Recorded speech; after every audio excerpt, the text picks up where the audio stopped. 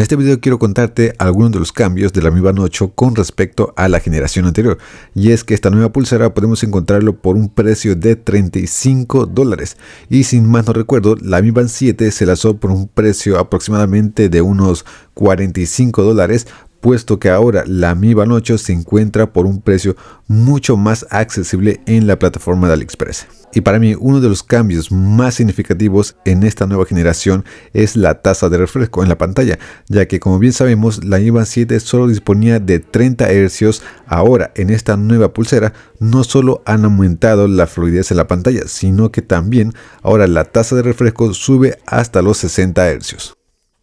Se hablaba mucho que la Mi Band 8 llegaría con algunos minijuegos, y es que de momento estos juegos están disponibles desde la propia aplicación, aunque es posible que en una próxima actualización agreguen más juegos de este tipo, así que vamos a estar pendientes a las nuevas actualizaciones que vayan saliendo para contarte todo lo que tengas que saber acerca de esta pulsera. Con respecto al rendimiento de la batería, la generación anterior, en este caso la Mi Band 7, tenía 180 mAh,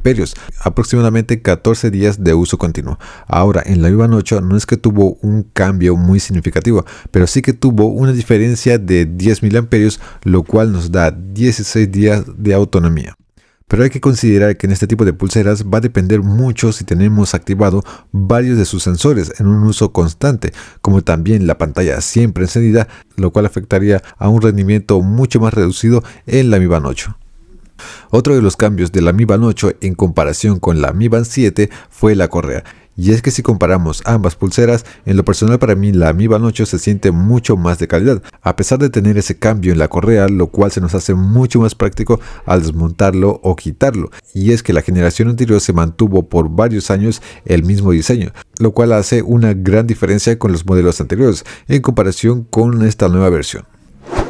Ahora es un poco más notable el brillo en la pantalla, ya que pasamos de los 450 nits en la Mi Band 7 a los 500 nits de brillo en la Mi Band 8, y es que ahora la Mi Band 8 incorpora la función de brillo automático, pero recordemos que la Xiaomi Mi Band 7 tenía altas expectativas sobre esta función, pero como bien sabemos no fue así, y recién tenemos disponible este cambio en esta generación de pulseras.